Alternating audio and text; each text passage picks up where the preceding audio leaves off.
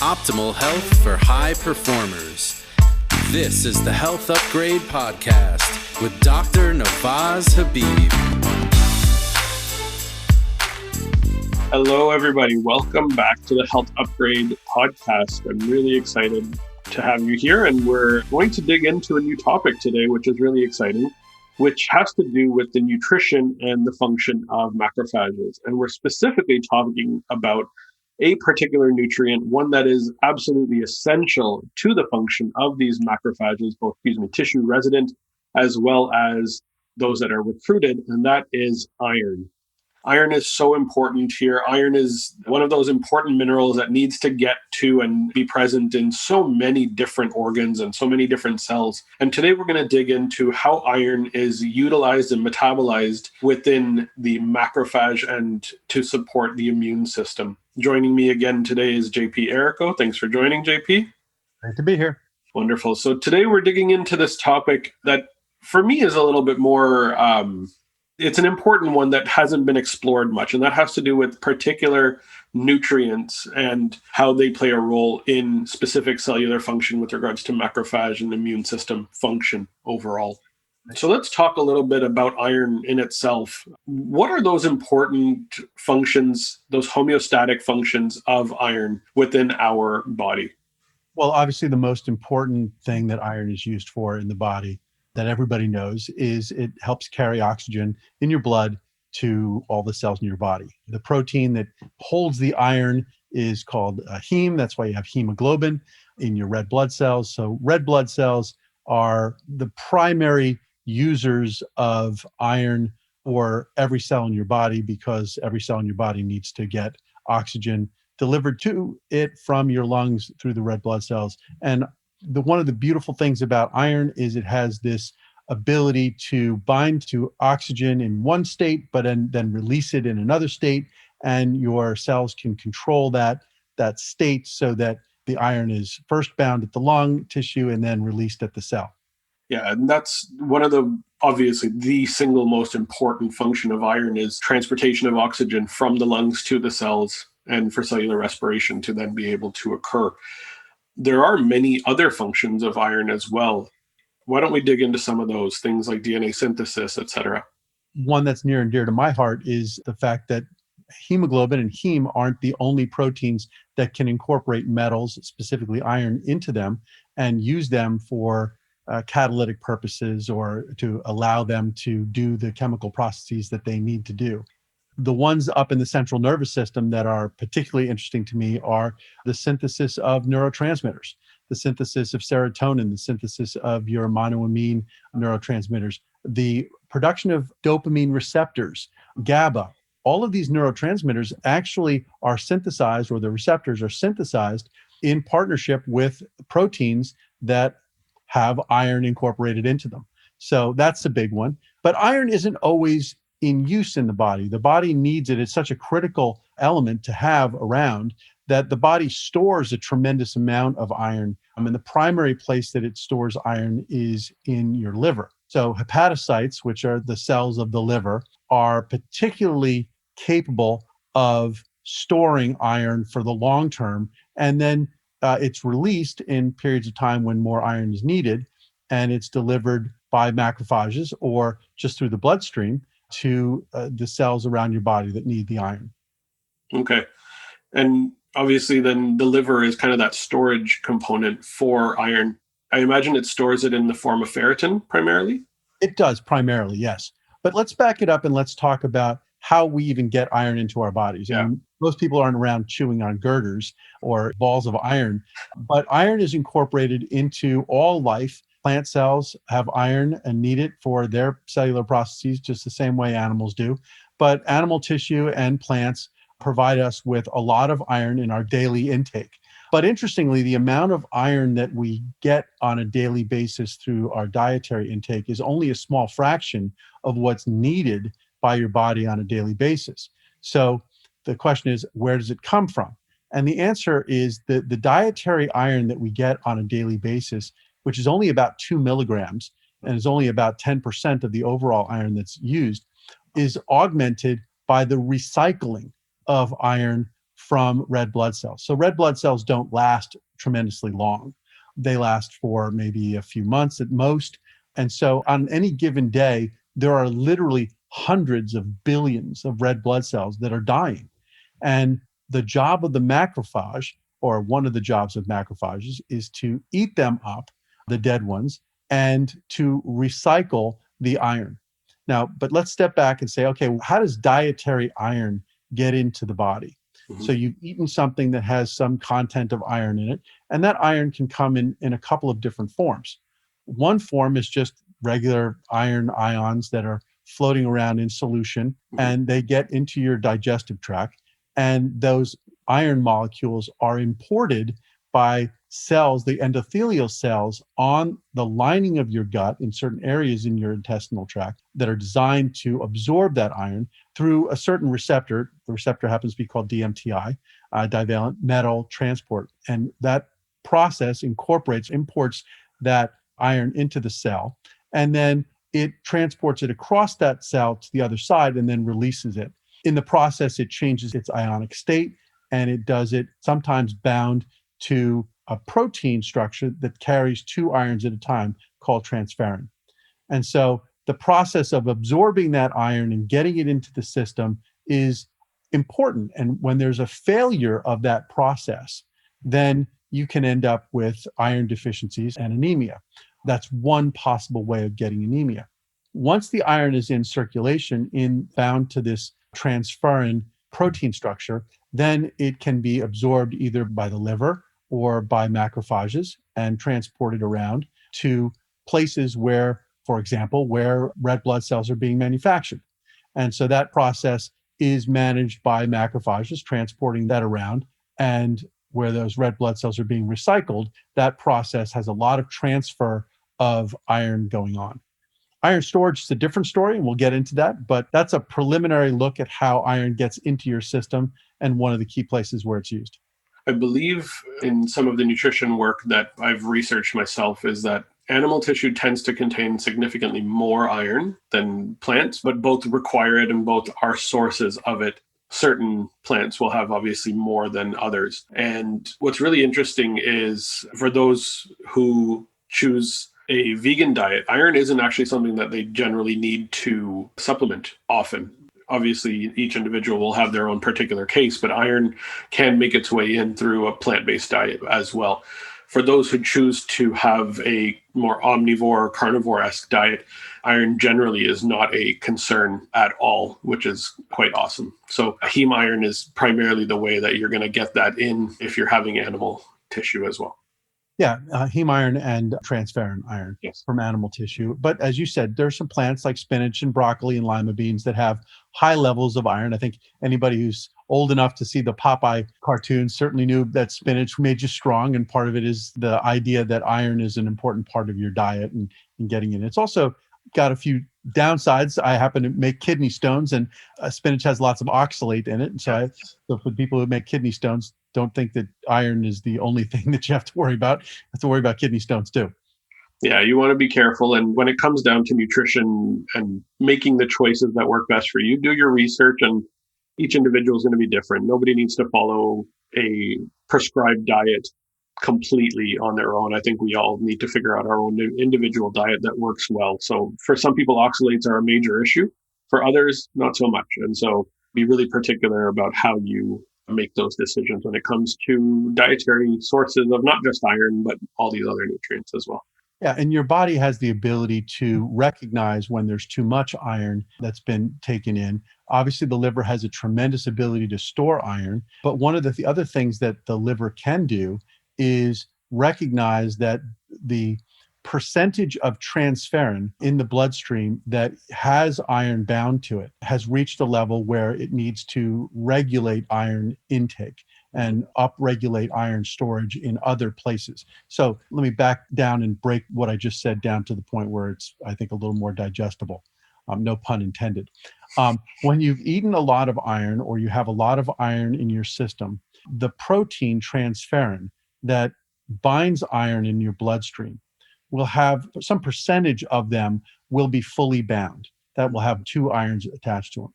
Once that percentage level gets to a very high level, your liver has sensors. They're transferrin receptor 2 sensors. So there's transferrin receptor 1 and transferrin receptor 2. Transferrin receptor 2 is expressed on your liver cells at high levels, and they see or view the level of transferrin bound in your bloodstream at a high enough level. Your liver cells will produce a hormone called hepcidin.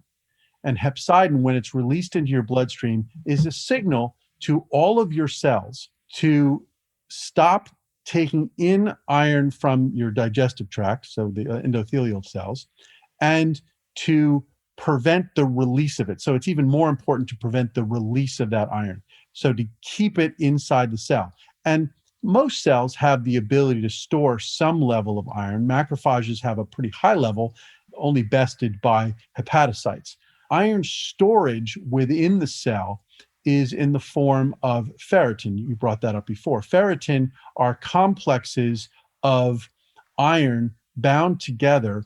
A full-sized ferritin molecule has something on the order of 4,500 iron atoms bound to it. So you can imagine these tiny little transferrin proteins that only hold 2 irons compared to this ferritin structure that hepatocytes and macrophages carry around, which is 4,500 iron atoms at a time.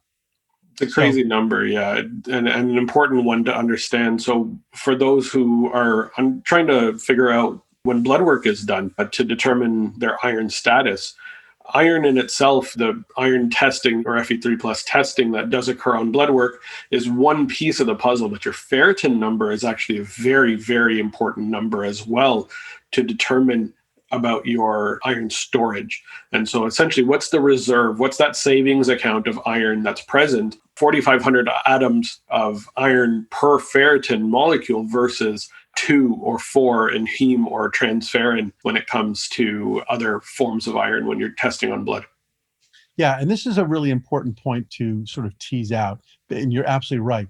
Ferritin levels are very important, but by and large, they tell you how much iron is being stored inside your cells. Transferrin levels are a blood level. That's telling you how much iron is in circulation in your bloodstream. Now, it is possible, and there is some level of iron that's not bound to transferrin that's in your bloodstream, but by and large, that's dangerous because iron that's not bound to transferrin, the reason transferrin binds to iron is because iron has the ability to oxidize things and participate in chemical reactions that can damage cells. There's reactive oxygen species that either are intracellular or extracellular that can be damaging. The Fenton reaction is actually involved in oxidizing fat. And we talked about the fact that oxidized low-density lipoproteins can actually end up leading to atherosclerosis and other problems. But this difference between ferritin levels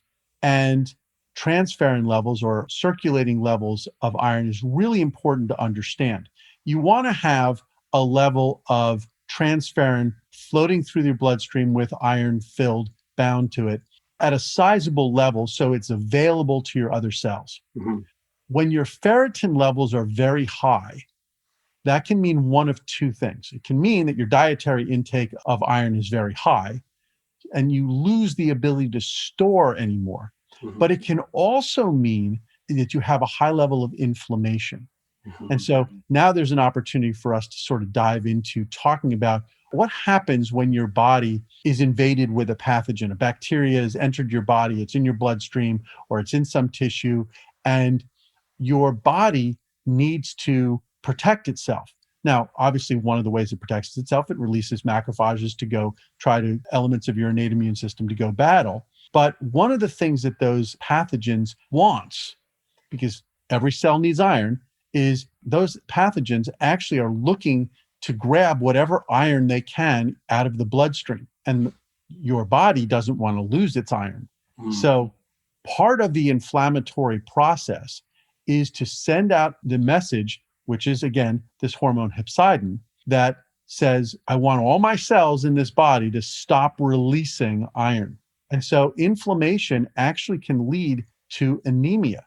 Now, anemia is a condition where there's low levels of circulating iron, low levels of iron available to make blood cells. Your red blood cells actually don't have enough oxygen carrying capacity. You get fatigued, you're tired, your cells aren't being oxygenated enough. And that comes as a result of not necessarily not having enough iron in your body. You could actually, in this sort of paradoxical state of iron overload, but anemia. You can be anemic and have iron overload problems simultaneously. And it happens in cases where you have chronic inflammation, and it happens to be a side effect of obesity and metabolic disease. It's actually one of the critical aspects of metabolic disease. As a really simple analogy, you can almost state that the circulating iron, whether in hemoglobin or in the transferrin state, are almost like the checking accounts of iron, and what's available, like the quote unquote cash available to those who are in need. So you could have paper money cash, and you could have checking account cash available, and those are your hemoglobin and your transferrin. And then you've got the savings account that's locked away that you are unable to get to, and that's the ferritin. And when you go into that state of anemia, what can happen is essentially that savings account is locked and you're unable to access the savings account, and the checking account becomes depleted and the cash becomes depleted. And that's where the anemia sets in. So just a simple analogy for those who are looking for a way to think about that differently. Yeah, I like the analogy of the castaway who's on a raft in the middle of the ocean. Water everywhere and not a drop to drink. Yeah. So you have this massive, probably the largest mass of water on the earth is in the ocean. So as a result, you see water all around you, but it's salt water. You can't drink it. Yeah. It's all bound in ferritin inside the hepatocytes and inside the macrophages and tissue that's storing it, but none of it's being released to the rest of the cells that need it. You have anemia. We talked about oxygen carrying capacity of red blood cells and the number of red blood cells that can be manufactured. There are other things that iron does. As I mentioned before, up in the central nervous system, iron is involved in the manufacture of neurotransmitters and the synthesis of them.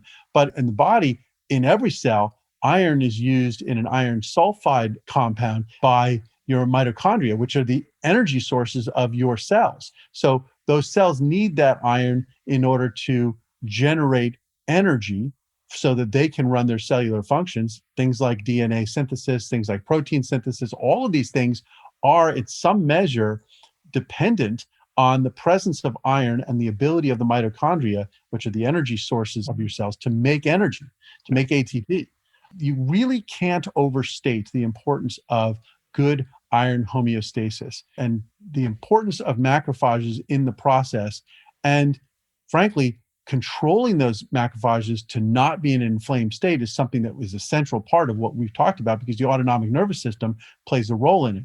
Maybe jumping one step ahead, talking about heart failure patients. The things that we see in heart failure patients a lot is a level of anemia. We see it in hypertension patients also, a level of anemia that is associated with iron deficiency because of sympathetic activation. So again, sympathetic nervous system activation is associated with inflammation. So if you're inflamed, if you've got an infection or a chronic disease or a chronic state that's inflamed, you have a higher level of sympathetic activation. And that's associated in heart failure patients and hypertension patients with an iron deficiency because of this process that we've talked about, where hepcidin levels go up and there's this need to store iron and not release it into the bloodstream. Fortunately, the body has some compensatory actions that it can take or that may occur that will reduce hepcidin levels and start to release more iron. But it's really a last-ditch effort. We can talk a little bit about that as we go forward. For sure. This is an important piece of the puzzle, and where that vagus nerve parasympathetic activation plays an important role is in controlling that inflammation and controlling or limiting the activation of the sympathetic nervous system. So when we go into a sympathetic state in an acute scenario, this is a good thing. We're supposed to be able to go into the sympathetic state in an acute scenario when there's an acute stressor, something that's challenging our body from the homeostatic norm where we're balanced, that pushes us into this fight or flight state. In order to support this, our body sends blood flow to the area. It creates inflammatory cytokines and adds them either locally to the area or systemically when required. And in the acute scenario, the intention is to eliminate the source of that stress, eliminate the cause of that stress, whether it's some sort of physical trauma or biochemical trauma that needs to be eliminated. That's where the sympathetic activation is going to come in really handy. When your vagus nerve is activated, when it starts to turn on and we're able to shift back to parasympathetic, then we don't get into this hyperactive sympathetic state. And the energy processes required for inflammation to occur are tremendous. That requires a lot of blood flow. It requires a ton of iron. It requires it. And that's where a lot of the depletion can occur if this inflammation becomes chronic, if it becomes uncontrolled. And that uncontrolled inflammation often occurs not simply because that root cause hasn't been entirely dealt with, but rather we're unable to shift back to parasympathetic. And this occurs when vagal tone is decreased and we don't have a good, strong foundation on the parasympathetic nervous system. We're not able to get back from that inflammatory acute state. It remains too long. And this is where we get into these anemic states. This is where vagus nerve activation really does help you get back from that inflamed sympathetic activated side. No question. And one of the things that your body can do in order to break this cycle, as I said, it's a sort of a last-ditch effort, rather than simply moving back into a parasympathetic state while it's still in that chronically inflamed state. Because if you're significantly obese and you're in a chronically inflamed state, simply putting yourself in a rest and digest and restore mode is very difficult, if it's even possible, because your body is chronically inflamed. But one of the things that happens is that as a result of that impaired ability of red blood cells to carry oxygen to the tissue becomes hypoxic. And hypoxic tissue has the ability to send signals that reduce the release of hepcidin and then sort of allow the liver to release iron, sort of as a last-ditch effort. I think of it as you don't want to give up what you're trying to keep from being eaten by a parasite, but if your body needs it, you're willing to sacrifice some of it in order to have the levels of iron be high enough that at least some of it is getting to the tissues that it needs to. So hypoxia is one of the ways that you can do it. Another way, and it's specifically associated with muscle cells, because muscle cells are also a tissue that needs iron. Myoglobin, which is involved in muscle function, is critically important and involves and contains iron. When muscle cells die or are overexerted, etc., one of the things that can happen is that those cells get taken up by macrophages, and the macrophage in the muscle tissue then recycles that iron right back to myoblasts, which are the progenitor cells that create muscle tissue. So there's a much the same way you have this recycling of red blood cells, billions of them, hundreds of billions a day are being recycled, primarily in the spleen, but to a certain extent in the liver also, where that iron is being recycled back into the newly formed red blood cells from the dead ones. You have the same thing going on in the tissue in your muscles, where cells are failing, they're dying, they're being regenerated by myoblasts, and the iron is being recycled in part by macrophages. If those macrophages are allowed to be in an anti-inflammatory or non-inflammatory state, they perform that task better. No better way of seeing that than in the central nervous system, where they've done a lot of work to demonstrate that the microglial cells, when your brain is inflamed, your microglial cells will take up iron. Now, what kind of iron is it taking up? It's taking up transferrin. It's taking up that protein that's protein-bound iron and bringing it into the microglial cell and taking it away. Inflammation then leads to a failure to produce the right neurotransmitters. When we talked about how the central nervous system functions, one of the things we talked about was this sort of pathological feedback loop that you get into, where you have inflammation leading to neurotransmitter dysfunction or neurotransmitter imbalance. That leads to hyperexcitation, which then leads to things like migraine attacks with aura or even seizures, and that leads to more inflammation.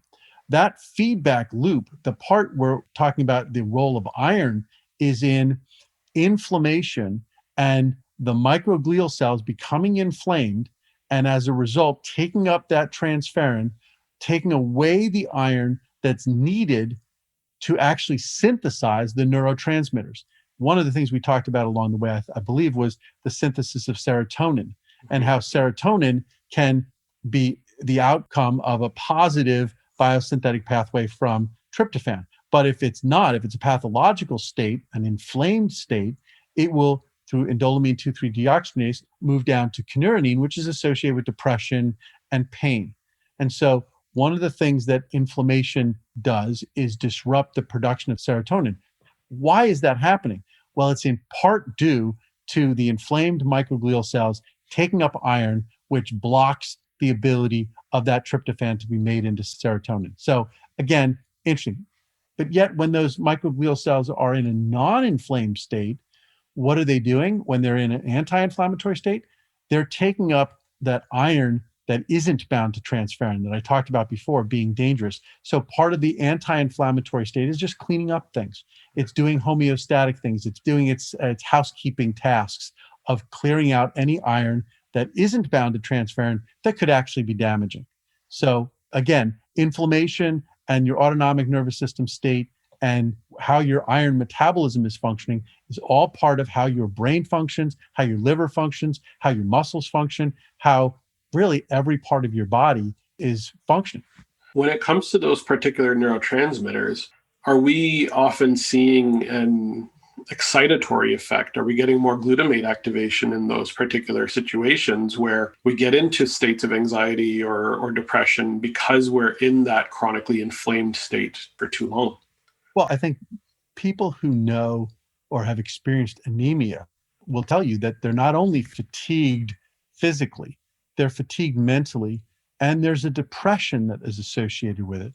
There's a low mood that is associated with it. And that is a function of exactly what we've been talking about. And what you're suggesting is, yes, iron imbalance can lead to personality changes, can change your ability to function just cognitively. It's well established even within the reproductive field that women who are pregnant need high levels of iron for neurodevelopment. Folic acid and other things that help your body process iron are critically important for your healthy development of a child. That's true, obviously, once you're born, you want to have, we put iron fortified cereal. I mean, in some cases, it's sort of silly how they do it. They literally put iron filings into the cereal. You could take a magnet and roll it through your cornflakes, and sometimes you'll actually find iron filings attached to the magnet that were actually embedded into the cereal. Yeah. That's not a bad thing. It's just, it's sort of an inefficient way of getting iron into your body. Yeah, you might want to get it from the sources that the planet is providing rather than our manufactured versions, I think is probably the best way to go about that. Yes. So that makes a lot of sense. Let's talk a little bit about the storage of iron in a few different areas. So we talked a little bit about storage of iron in the liver and the function of Kupffer cells, which are those tissue-resident macrophages in the liver. So hepatocytes are a major storage site of iron as well. Where does the function of Kupffer cells come in this equation? So Kupffer cells are also a storage mechanism. So you're absolutely right. Hepatocytes are your body's primary storage, but the storage level goes up and down, and your liver can be damaged. I mean, if you've had too much to drink, or you've been encountered a toxin that's damaging, or a pathogen that's damaging to the liver, you can lose your iron storage capability temporarily. And so you need macrophages, especially Kupffer cells in your liver, to be able to store excess iron. But Kupffer cells also do a lot more. They have the ability to do many of the tasks that hepatocytes do. Hepatocytes being the liver cells that store iron, but also produce hepcidin. One of the things that Kupffer cells can do is store iron the way hepatocytes do, maybe not to the same extent, but they can do that. But they can also produce hepcidin themselves. So Kupffer cells are sort of stand-ins for hepatocytes. Storage of iron can happen also in macrophages in the spleen, because the spleen is the location where a tremendous number of red blood cells are being recycled. And those red blood cell phagocytizing macrophages in the red pulp tissue of the spleen have the ability to take up iron. Iron is also processed through your kidneys. And so your kidney macrophages have the ability to store iron. There's iron storage that happens in the endothelial lining of the stomach. In fact, the endothelial lining of the stomach is one of the primary ways in which your body sheds iron. We've spent a lot of time talking about how iron is recycled in the body. Mhm. And it's recycled to such a large and efficient extent that you would think that we actually don't need very much dietary iron. But we do actually need to take up about 10% of our daily iron needs through diet. So basically, once every 10 days, we're cycling through all of that iron. Some of it is excreted through sweat and through your urine, but a big source of iron loss is actually the endothelial lining of the intestines, and because that's where that dietary iron is being taken in. If there's inflammation, they hold on to that iron, but they don't survive very long. They're constantly being recycled. And so they're being sloughed off from the intestinal wall into the intestines and excreted. A sizable amount of iron is actually excreted through your feces every day. That's where you need to take in more iron to replenish it. Clinically, when I'm seeing patients that have what's easily described or commonly described as leaky gut syndrome, this is where we see that the sloughing off of these endothelial cells in the gut lining becoming too quick, too rapid. And this is where depletion of iron can occur potentially through the body as well. So anemia can also be linked heavily to some sort of gut dysfunction that is leading to endothelial cells being sloughed off too quickly. There are a few very important tests that or markers on the organic acid test that can help to point to this particular issue. So for those that are interested in this, look into organic acid testing to determine how quickly are those cells being depleted and brought back into place. And if this is happening too quickly, then there's some sort of potential bacterial dysbiosis or some sort of pathogenic process occurring within the gut that could be leading to the iron depletion and the loss of these important nutrients. Yeah, actually, leaky gut is a fantastic model to look at for several of the different aspects of iron metabolism. As you mentioned, leaky gut is basically an intrusion of bacteria through the what's supposed to be an integral surface into the sterile environment of the body. And that leads to inflammation.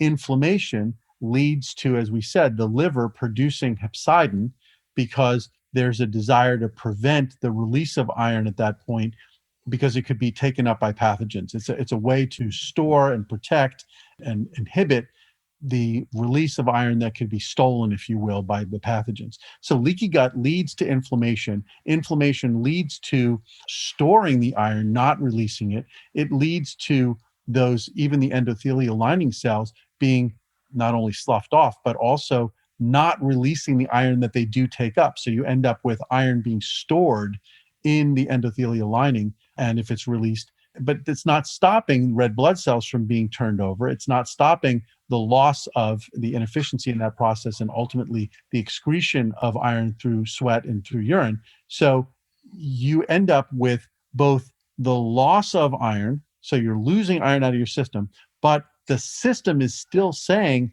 I'm inflamed, I want to store the iron, I don't want to release it into the bloodstream. So you can have that situation where even though you're trying to get iron into your system, taking supplements, taking even IV iron going into your bloodstream, won't stay there because the inflammation is saying, take it up. What happens during that inflammation is not only the release of hepcidin that blocks the exporter from cells of their iron into bloodstream, but it also increases the expression of the receptors that take up the iron out of the bloodstream.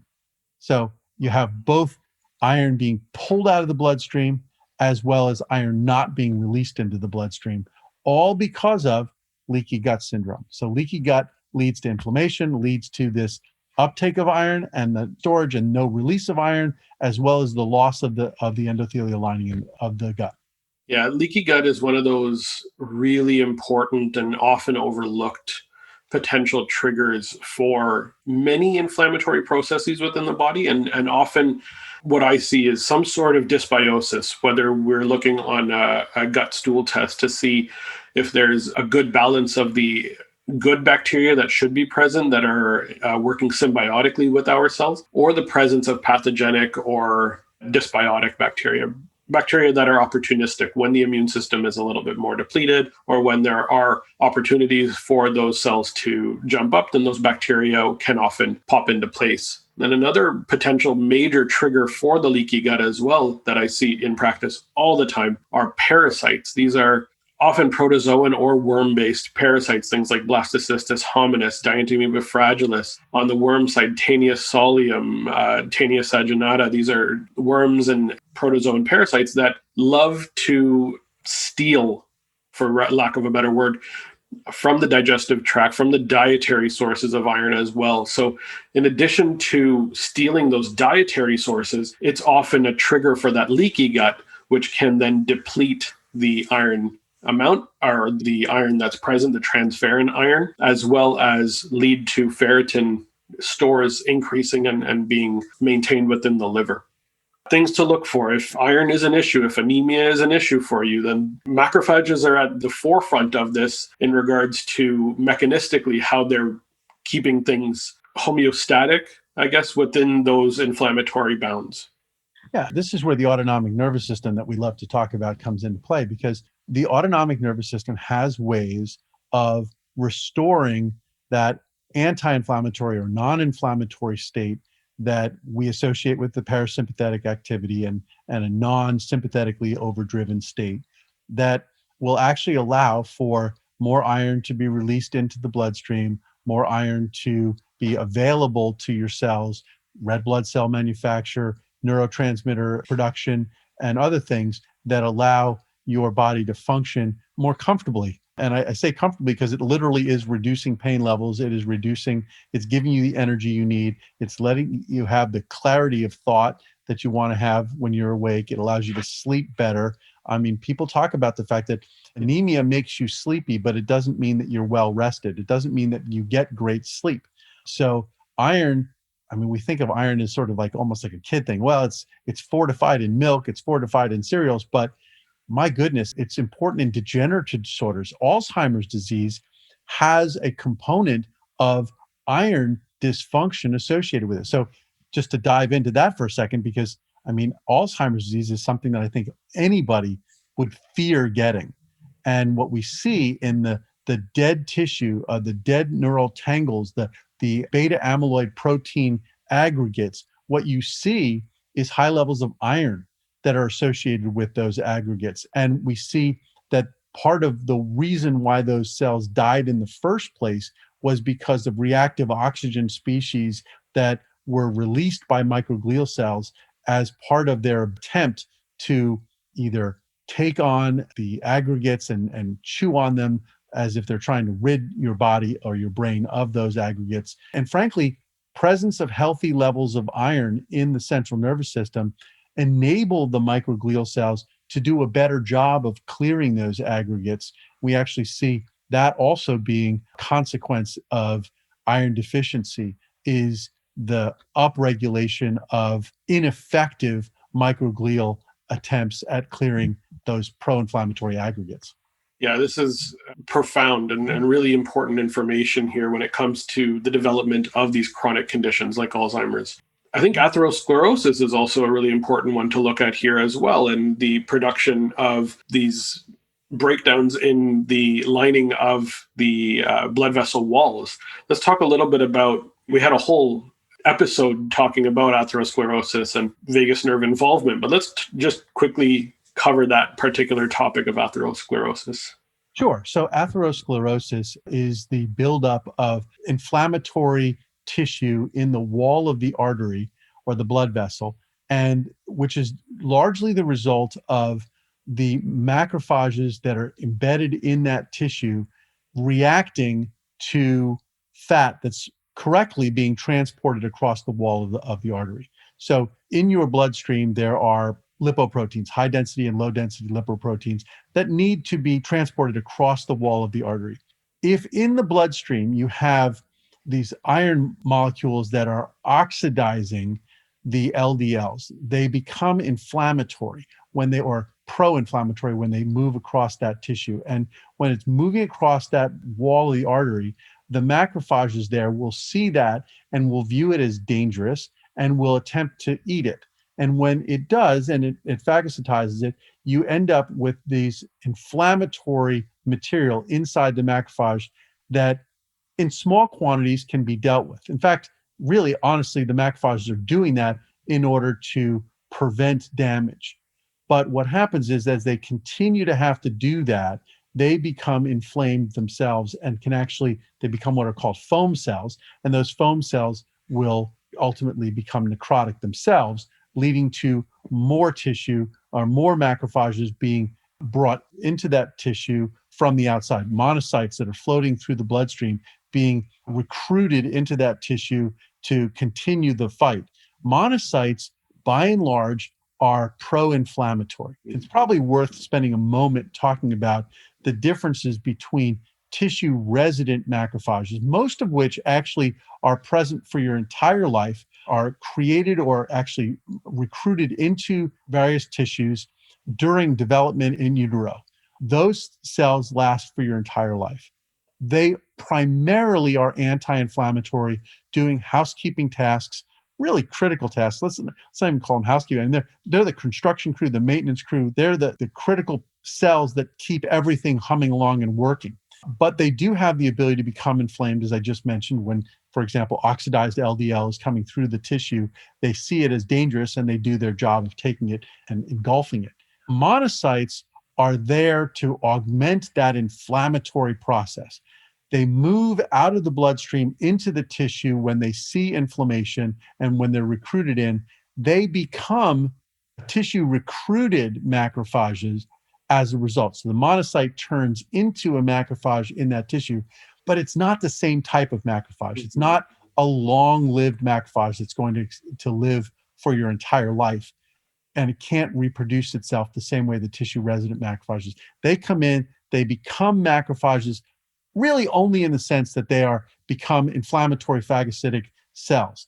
They progress through that inflammatory process and perpetuate it and even exacerbate it to the point where there's a giant necrotic core of dead tissue that's got this oxidized LDL and the remains of macrophages there. And that then can become calcified, and it becomes a site where blood flow is not flowing smoothly. And if you don't have what's referred to as laminar or smooth flow of blood through the artery, it can clot.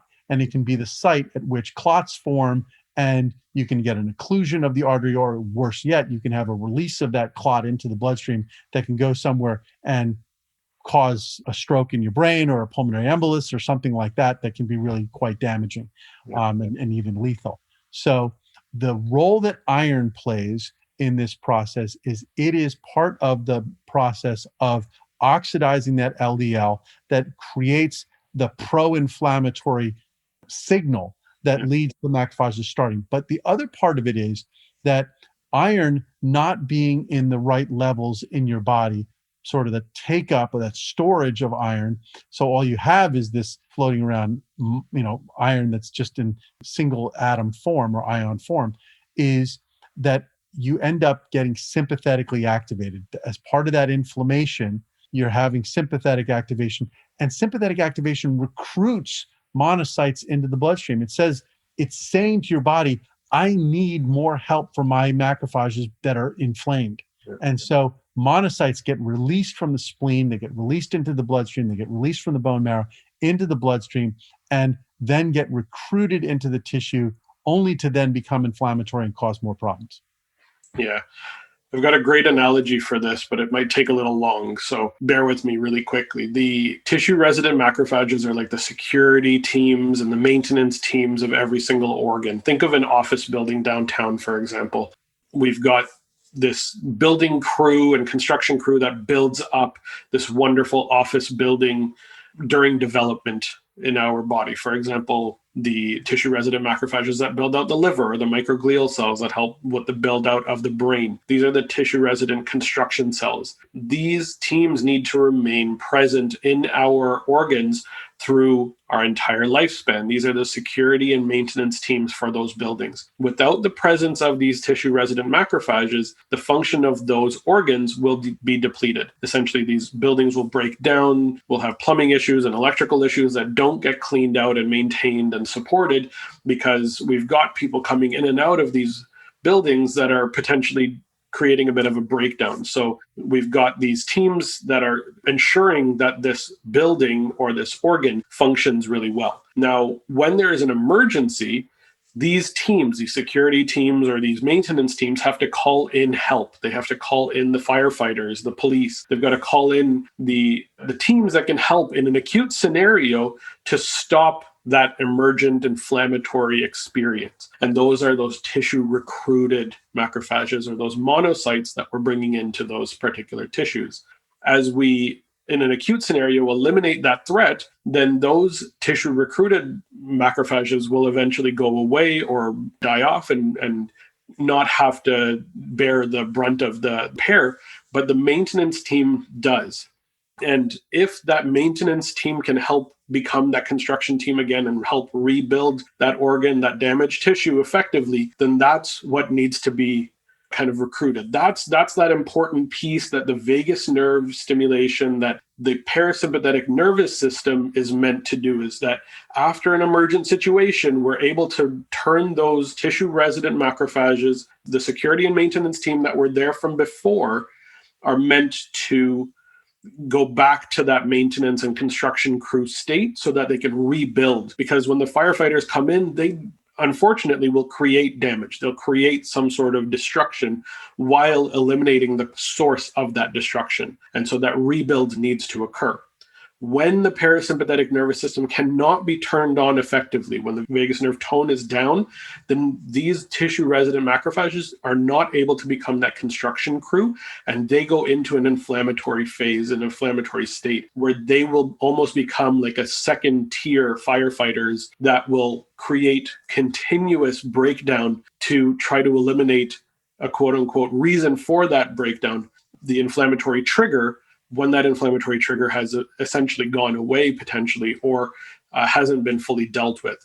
And that's where we get into the state of chronic inflammation, chronic breakdown. And that's where that important piece of vagus nerve activation needs to be taken care of. So yes, a very long analogy, but I'm hoping that it clarifies for those that are looking for an understanding of how these different cells perform different tasks and what needs to happen in order to allow for those tasks to be completed. I think it's a great analogy. I think it's a wonderful way of thinking about it. And I'm going to extend it at the risk of extending the story a little longer, the analogy a little longer.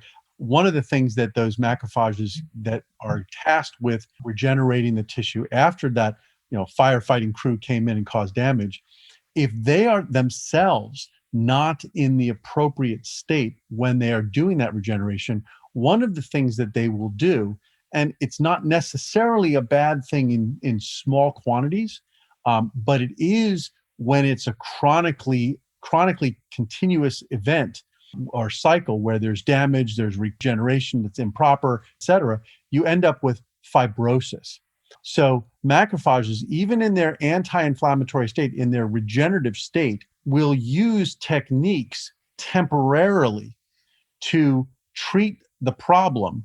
And, because there's now an acute problem. We've got this, the plumbers came in and tore a hole in the wall to get to the pipe to stop the leak, but now we've got a hole in the wall. How are we going to fix this? Well, the first thing you want to do is you want to patch it up, and you might put duct tape over it or something like that. Duct tape is not too pretty. That's what happens when you get a scar. When you cut yourself, the macrophages come in and heal, but there's a scar. What happens? Scars fade over time. Why do they fade over time? Scars fade over time because the tissue resident macrophages have completed their task of sealing the wound, and not just a scab, but now it's that the skin is sealed.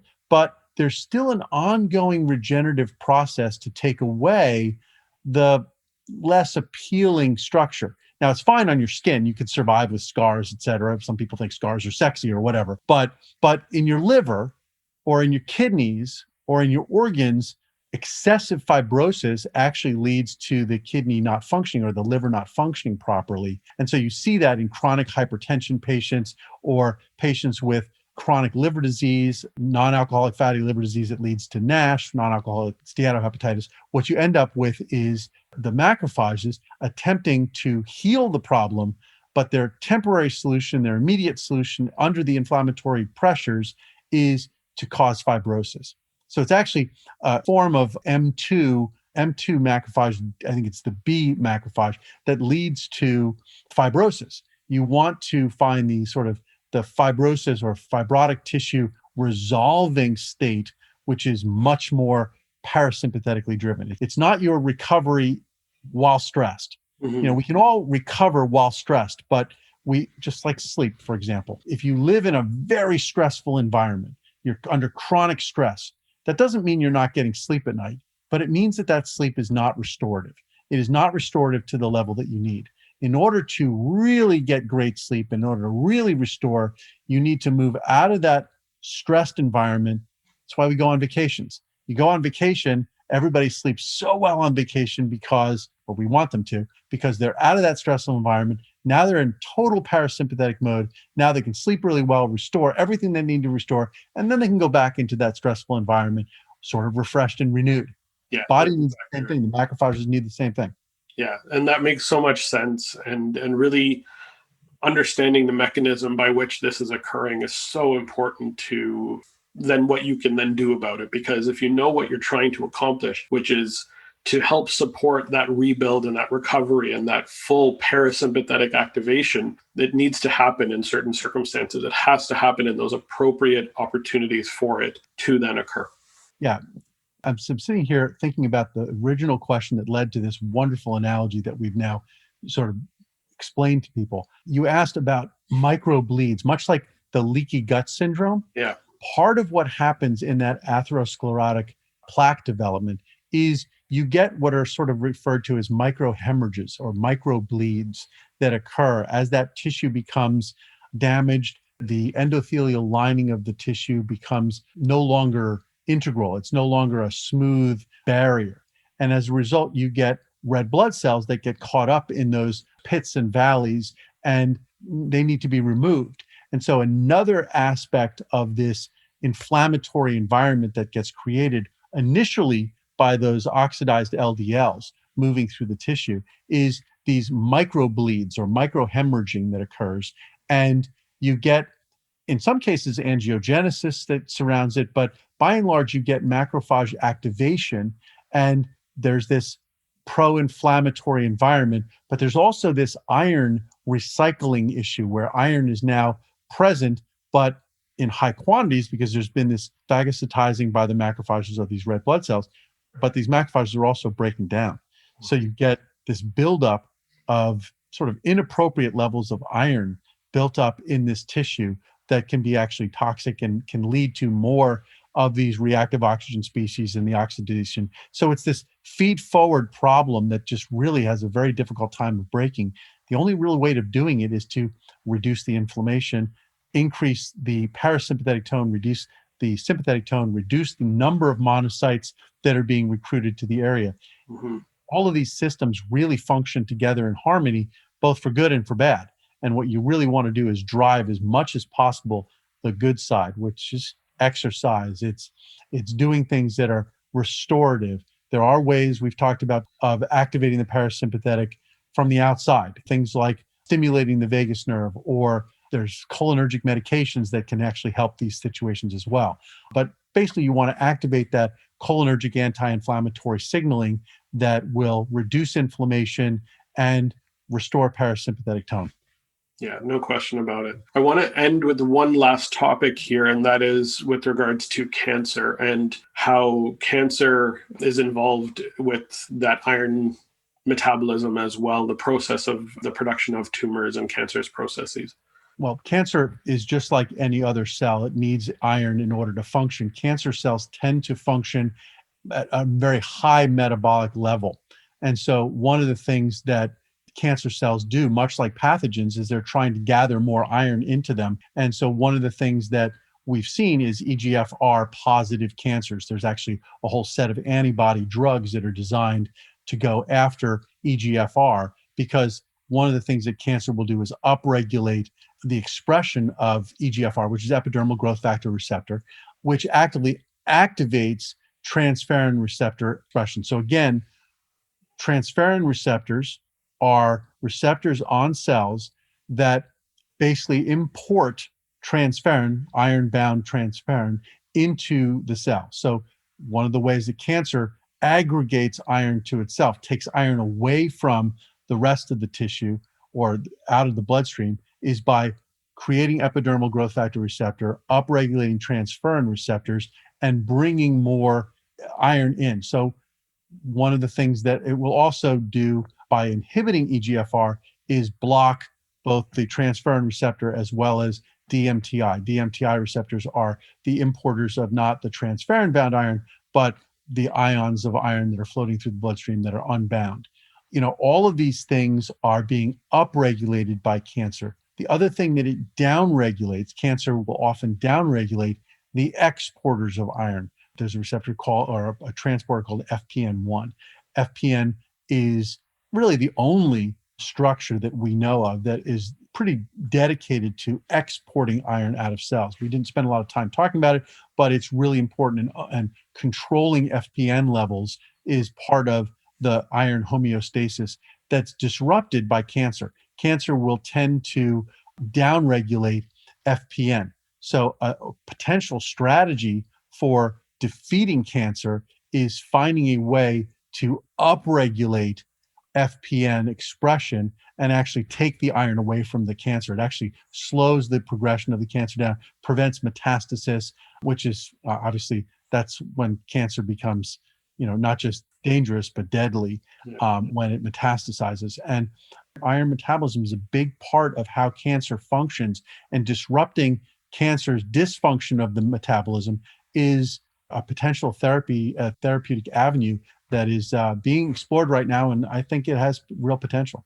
It sounds very much like a lot of these disease processes, and really clearly stated with cancer, is that when these disease processes are occurring, it's almost like they're hoarding the iron. They're keeping it to themselves. Cancer in itself is upregulating the importers of iron. And so we're importing more and more and holding it internally within those cancerous cells and not allowing it to come out through the FPN particular protein. So what we're doing is essentially hoarding. And very similarly with regards to atherosclerosis, we're absorbing the iron that's present, and that's leading to a breakdown. We're not trying to hoard in that particular case, but it's leading to that inflammatory trigger and that inflammatory cascade that is occurring. Similar patterns are going to occur in liver breakdown and kidney breakdown in different organs. So it sounds very much like iron is heavily relied upon for that energy production and processes that are homeostatic and allow for iron to come in and out are important for our optimal function, where hoarding of the iron and kind of taking it away from where it needs to be and separating the checking account from the savings account and not allowing that cash to flow between accounts effectively is what leads to the disease processes. The parallel you make to a bank account is really good. I think it actually in the macroscopic economy there's a similar model. You need money to flow through the system. So in order for businesses to be able to function properly, much the same way the supply chain needs to function. You have the imports coming in, but if they're sitting at the dock and they're in storage and nothing's actually getting into the country and into businesses' hands, then the economy slows down. So we're sort of living through some of that right now as we work through supply chain problems. But the idea is really very similar, that if you can have the iron, you can have the imports, but if it's being stored away and it's not being used, then there better be a good reason for it. And inflammation is, at least temporarily, a good reason for it. But when that becomes chronic inflammation, it can become a bad thing, and the economy shuts down and cells don't produce what they need to produce, and your body becomes anemic and growth stops. So what we want to do is we want to maximize that flow of iron through the system. And the way to do that is to upregulate the parasympathetic tone, upregulate that sense that iron can flow freely. There's no danger. Let's function at a high level and share the iron, if you will. So share the metal. Iron being hoarded is a reason for the recession. Period. Exactly. Very clear parallel, very, very relevant to what we're living through right now. But just a really easy analogy, and I don't think there's a better time for us to end the discussion. Phenomenal talk today. Thank you so much for joining, JP. And for those who are listening, please share this with anybody that you feel needs to hear this, whether it's a practitioner, a patient, or a loved one. Share this and let's help upgrade everyone's health. Have a wonderful day.